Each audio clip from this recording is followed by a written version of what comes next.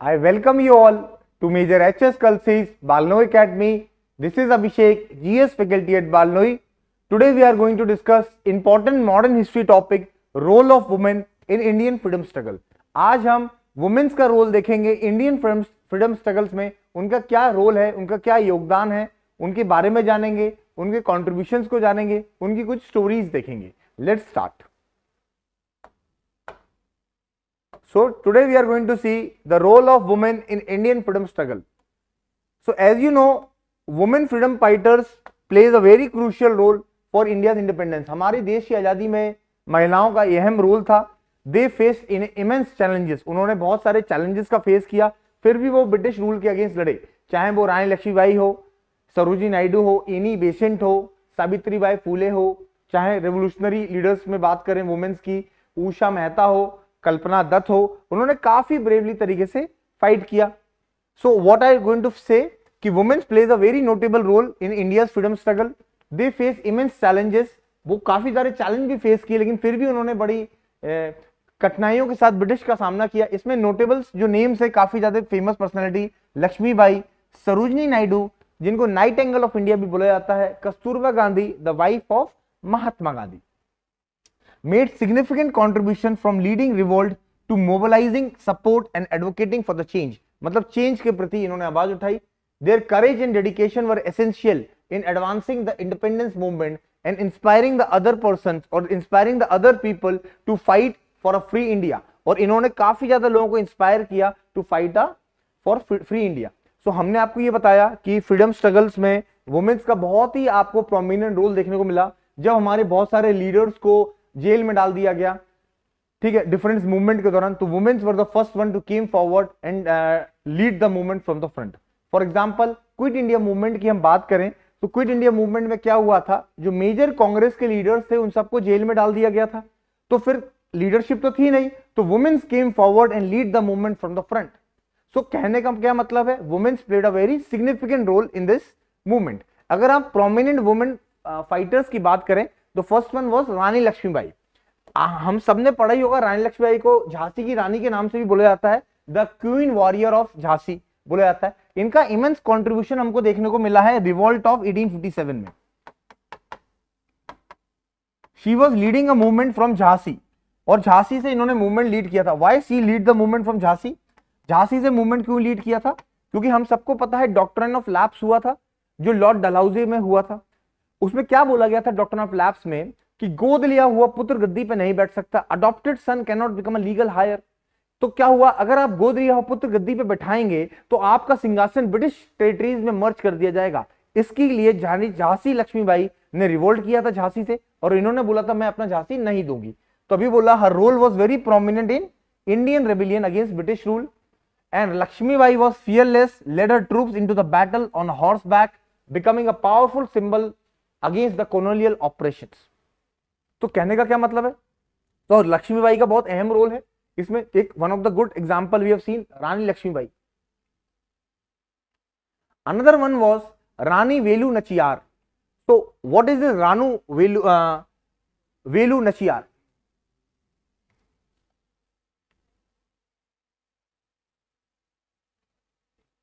So what we are going to see, she was the first Indian queen to war. She was the first Indian queen. ये पहली रानी थी जिन्होंने वार raise किया था against Britishers. So she was the first one to raise the war against the Britishers. So Rani Velu Nachiyar, and she revered Veera Mangalai among Tamils and signifying her courage and strength. So she was from Tamil Nadu region, and the immense contribution against the Britishers we have seen, that is Rani Velu Nachiyar.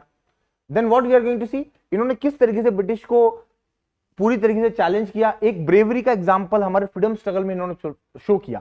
In a remarkable display of bravery, she orchestrated a suicide attack on the ammunition store of British East India Company, resulted in destruction and successful recapture the state. तो किस तरीके से उन्होंने एक bomb place किया, suicide bomb place किया, जिससे कि जो भी एनिमेशन था ब्रिटिशर्स का वो पूरी तरीके से खत्म हो गया, और पुनः इन्होंने अपने राज्य पे कब्जा हासिल किया. दैट इज रानी वेलू नचियार. अगर आपके पेपर में क्वेश्चन आता है रानू वेलू नचियार के बारे में, तो you should be knowing about information about Rani Velu Nachiyar.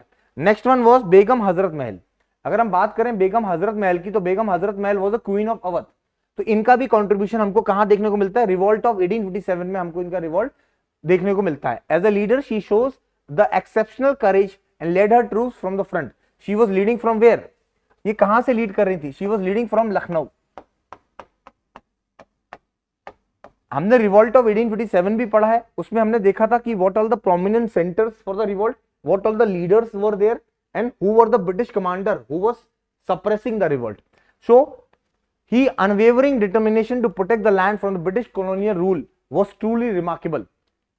Her contribution was to remain a testament to the indomitable spirit to the Indian women to fight for the freedom struggle. So इन्होंने एक बहुत बढ़िया तरीके से ब्रिटिश के लिए आवाज उठाई, ब्रिटिश के अगेंस्ट में आवाज उठाई और काफी बढ़िया तरीके से मूवमेंट लीड किया. Next one was Kasturba Gandhi. So what we are going to see, Kasturba Gandhi. So Kasturba Gandhi is basically known as Ba, और you can say the silent force और the wife of Mahatma Gandhi. और महात्मा गांधी की वाइफ थी, played a very crucial role in Indian freedom struggle. She motivated the other women to come forward and lead the movement.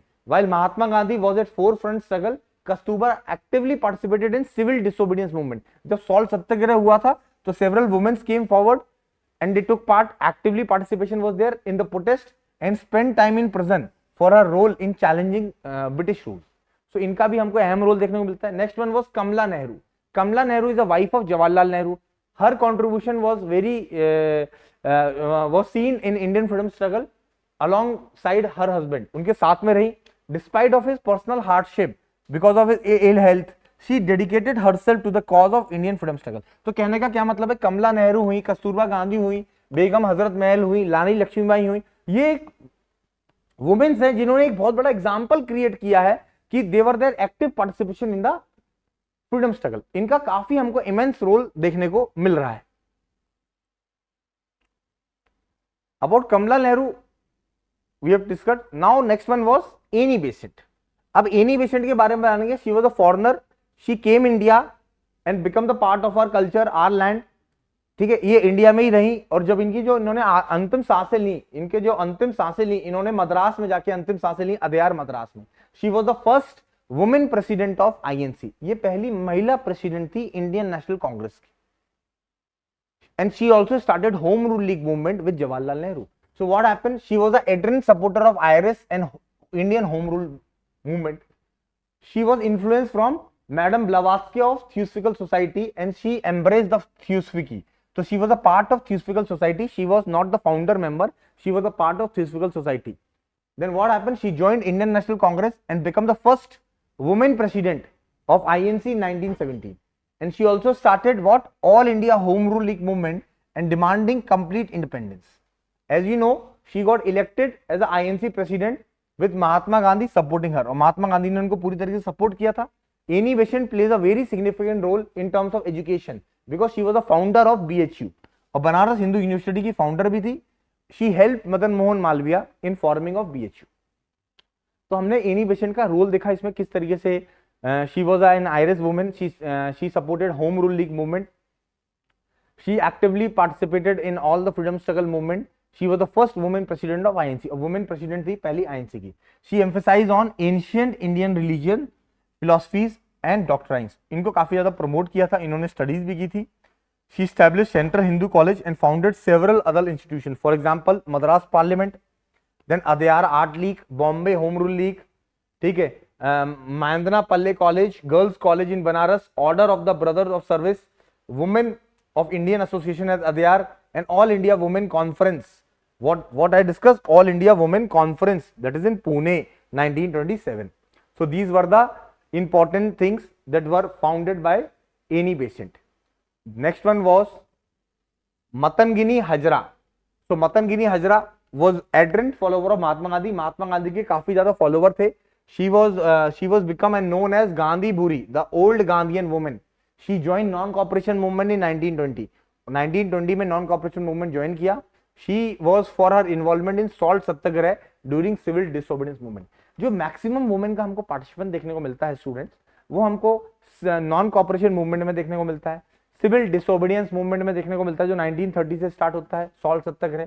फिर हमको जो देखने को मिलता है क्विट इंडिया मूवमेंट में एक्टिव पार्टिसिपेशन हमको देखने को मिलता है. Next one was Fatima Sheikh. Fatima Sheikh के बारे में बात करें So in the field of women education, she played a very commendable role. Her effort was there for promoting education for girls and laid the groundwork for social change and empowerment. तो social change और empowerment को लेके काफी ज्यादा काम किया गया था, किसके द्वारा? That is called Fatima Sheikh के द्वारा। तो हमने मतंगिनी हजरा के बारे में जाना, को गांधी बुरी बोलते हैं, that is called old Gandhian women. She took their participation in civil disobedience movement.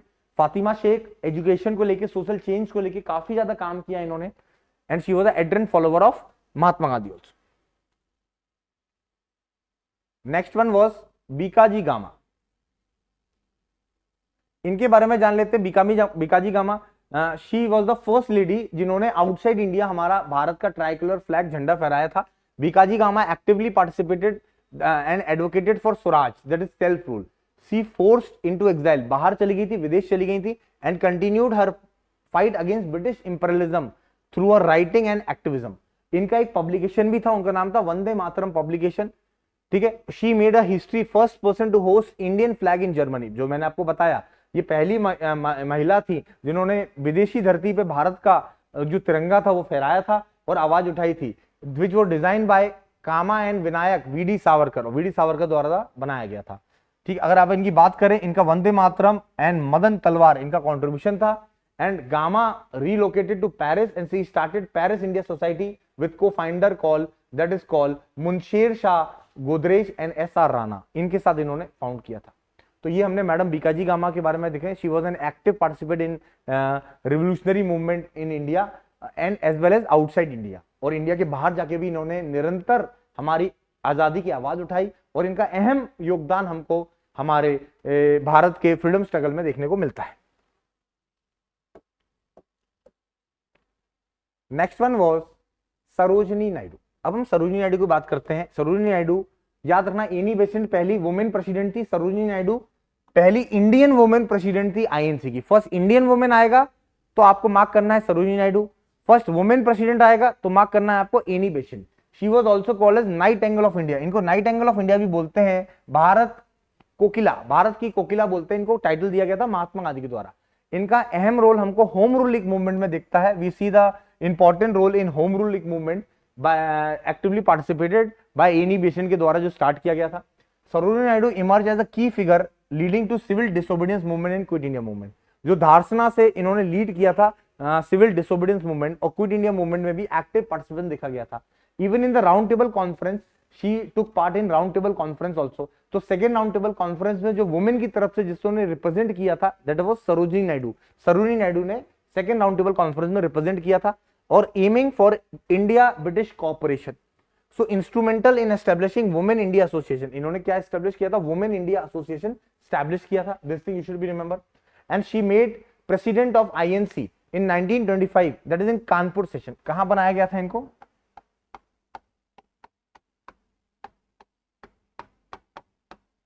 Kanpur session में बनाया गया था।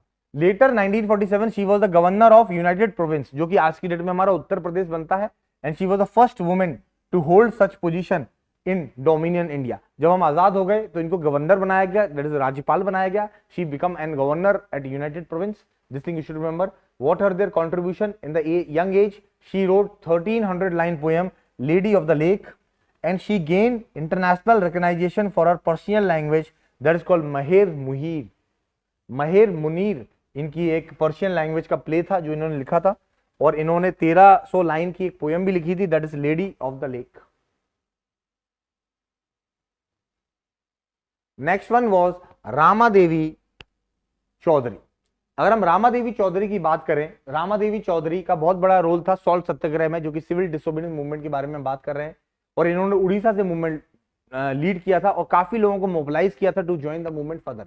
She was greatly influenced by the work and the principle of Mahatma Gandhi. Mahatma Gandhi के प्रिंसिपल से काफी ज्यादा प्रभावित थी, उनको काफी ज्यादा फॉलो करती थी, नॉन वायलेंस की प्रिंसिपल पे चला करती थी। She plays a very commendable role in Harijan Seva Sangh, और हरिजन सेवा संघ जो कि महात्मा गांधी के द्वारा बनाया गया था 1933 के अराउंड, तो उसमें उनका अहम रोल था। And she founded N ashram in Bari and which was named as Seva Ghar bye महात्मा गांधी, और महात्मा गांधी के द्वारा उसको सेवा घर का नाम दिया गया। तो उड़ीसा से इन्होंने लीड किया था, किसमें? सॉल्ट सत्याग्रह में, जो कि हमारा civil disobedience movement. Next one was Vijay Lakshmi Pandit. अगर आप विजय लक्ष्मी पंडित की बात करें, she in 1937 she won the election from united province से इलेक्शन होल्ड किया था, and she was the first women to hold a cabinet position as a minister उन्होंने cabinet position hold की थी। She also serve as All India Women Conference president from 1941 to 1943 and advocating for gender rights and women welfare. इनका अहम रोल हमको non cooperation movement, civil disobedience movement and quit India movement में भी देखने को मिलता है। She was the first women to become president at United Nation General Assembly, और Vijay Lakshmi Pandit was the first women to become a president of United Nation General Assembly, और United Nation General Assembly की वो पहली प्रेसिडेंट बने थे। This thing you should be remember about Vijay Lakshmi Pandit, and we have covered Rama Devi Choudhury. तो ये दो फिगर्स हमने कवर करी हैं अभी तक की क्लास में। अभी तक आपको समझ में आ रहा होगा कि वुमेन्स का क्या रोल था। एग्जामिनेशंस में क्या आता है, कई बार फिगर्स उठा के पूछ देंगे, consider the following statement with respect to Vijay Lakshmi Pandit, एक स्टेटमेंट आ गया, स्टैटिक पोर्शन की बात कर रहा हूं मैं। तो कई बार Rama Devi Chaudhary off the beat question भी कई बार पूछे जाते हैं। अगर हम बात करते हैं कमला देवी चट्टोपाध्याय, तो what is this Kamala Devi Chattopadhyay? तो Kamala Devi Chattopadhyay basically what she was a freedom fighter and a social reformer, और she returned to India from London and joined सेवा दल। 1923 में बाहर से लंदन से वापस आती हैं और सेवा दल ज्वाइन करती हैं। She had a close association with Margaret Curzon, who was the founder of All India Women Conference। देखिए कई बार पेपर में पूछा गया है ऑल इंडिया वुमेन कॉन्फ्रेंस के बारे में, जो कि मैग्रेट कजन के द्वारा बोला गया था। She was a close associated with this Margaret Curzon, that is Kamala Devi Chattopadhyay। During Gandhi's salt satyagrah, she was arrested to sell contraband salt in Bombay stock market, that is Bombay Stock Exchange। She was the founder of Congress Socialist Party with Jay Prakash Narayan and Ram Manohar Lohia in 1936 and 37। तो राम मनोहर लोहिया जय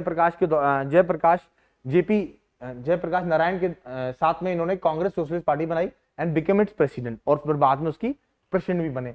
कमला Devi was actively advocated for the passage of child marriage restraint bill and age consent bill in the Central assembly.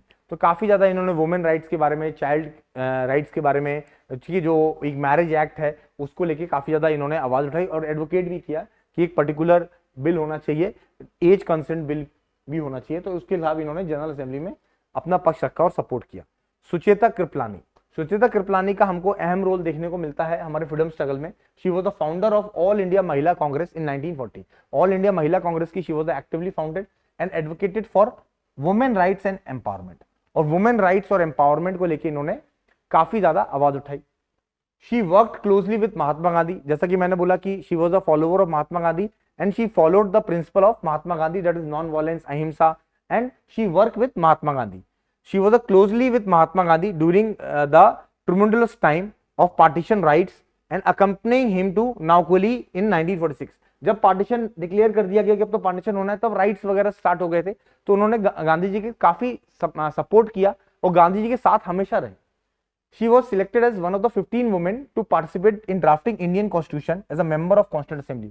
Sucheta Kripalani constituent assembly की member भी बनी। Constituent assembly का काम था भारत के लिए संविधान बनाना और भारत के लिए संविधान फ्रेम करना, तो इनका हमको एक्टिव रोल भी देखा गया in the framing of constitution. And she become the first women chief minister of Uttar Pradesh, और उत्तर प्रदेश की पहली वुमेन चीफ मिनिस्टर बनी, वो चीज हमने देखी। Next one was Aruna Asaf Ali. देखिए अरुणा आसिफ अली का रोल हमको क्विट इंडिया मूवमेंट के दौरान देखने को काफी ज्यादा मिलता है। क्विट इंडिया मूवमेंट के दौरान जब हमारे मेजर जो लीडर्स थे, फ्रीडम फाइटर्स थे, वो जो जेल में डाल दिया गया था, तो womens like Aruna Asaf Ali came forward and took the command, फिर इन्होंने कमांड किया।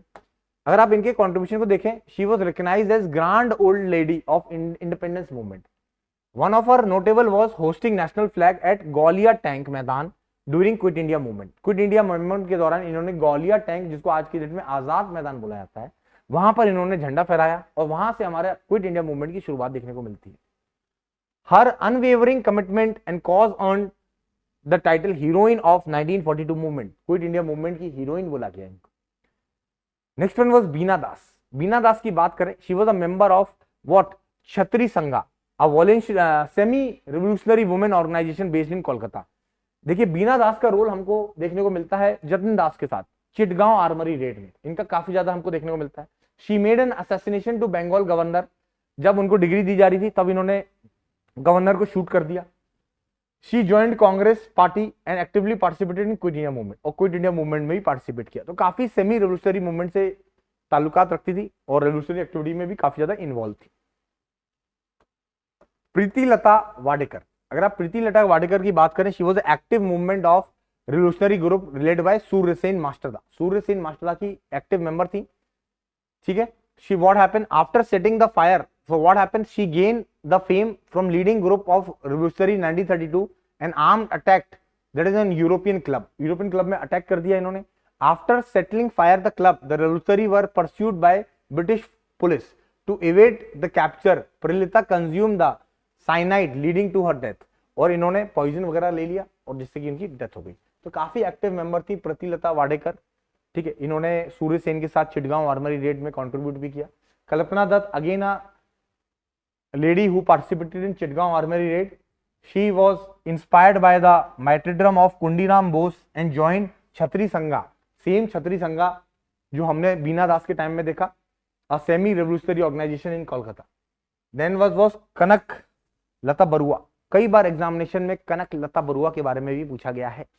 She was the youngest martyrs in Quit India movement and her iconic statue in Assam. इनका आइकॉनिक स्टैच्यू भी हमको देखने को मिलता है असम में। In the age of 17, she raised the voice against British rule, colonial imperialism, and she led Mukti Vahini group of freedom fighters to unruffle the tricolor flag at police station. और finally, she lost her life. और फिर इसको lost her life. तो कनक लता Barua, in the age of 17, she raised the banner against British imperialism, British policies, exploited policies, और इन्होंने झंडा फहराया और काफी यंग एज में इन्होंने क्विट इंडिया मूवमेंट के दौरान अपने प्राण निछावर की। Next that is called Lakshmi Sehgal. अगर आप लक्ष्मी सेंगल की बात करें, captain Lakshmi Sehgal was a member of Azad Hind Fauj of Indian National Army. जब आईएनए ने सरेंडर कर दिया तो इनका रेड फोर्ट पे ट्रायल चला, आईएनए ट्रायल, ये उसमें भी थी। इनको एक रेजिमेंट भी बनाया गया, रानी लक्ष्मीबाई रेजिमेंट, जो कि वुमेन रेजिमेंट थी, and she was the actively responsible for women affairs and Rani Jhansi regiment. She recruited women in INA and forming a regiment of 1500 women soldiers. She stood the Red Fort trial in Delhi. जो मैंने आपको बताया, INA ने जब अपना surrender कर दिया तो रेड फोर्ट पे जो ट्रायल हुए तो उसमें इनका भी ट्रायल हुआ था। बहुत सारे जो INA के लीडर्स थे, like KGS Dhillon, like Shahnawaz Khan and Lakshmi Sehgal. These were the active member were there. Prem Sehgal was also there. Then Rani Genduglu was also there.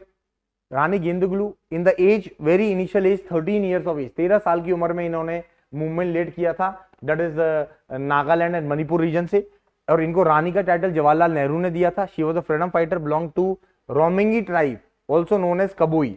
She played a very prominent role in leading against British in Manipur, Nagaland and Assam region. So what happened? She, in the age of 13, she joined the Herika movement alongside the cousin of Heipu Jadong movement. तो जदोंग movement से प्रभावित थी और इन्होंने काफी ज्यादा contribute किया। In the age of 13 years में ही इन्होंने स्टार्ट किया था। She the movement aimed to revive the Naga tribal religion and establish a self rule for Naga. Naga के लिए सेल्फ रूल की बात कर रहे थे और एंड करना चाह रहे थे ब्रिटिश रूल। जब हमारा सिविल डिसोबीडियंस मूवमेंट चल रहा था तो नागालैंड और मणिपुर से रानी गेंदग्लू was leading a movement और रानी का टाइटल इनको जवाहरलाल नेहरू जी ने दिया था। Next one was Usha Mehta.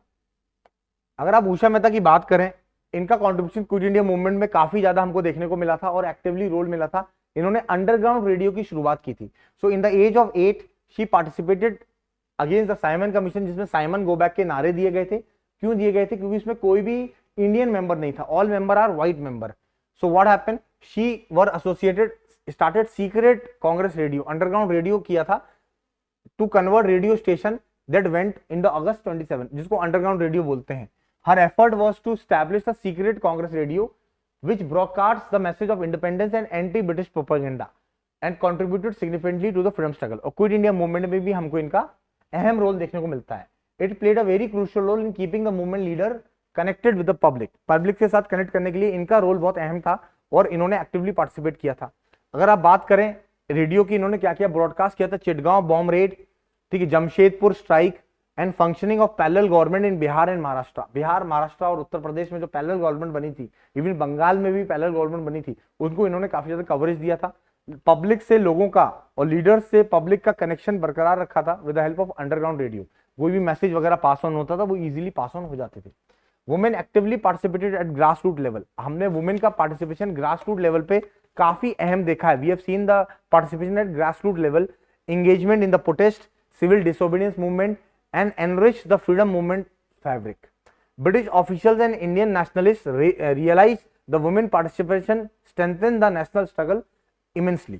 और हमको काफी ज्यादा एक्टिव रोल वुमेन का देखने को मिलता है। अगर हम बात करें list of women fighter and their nicknames, किन किन वुमेन्स को किस किस निकनेम से जाना जाता है, ये एग्जामिनेशन में कई बार आ जाता है।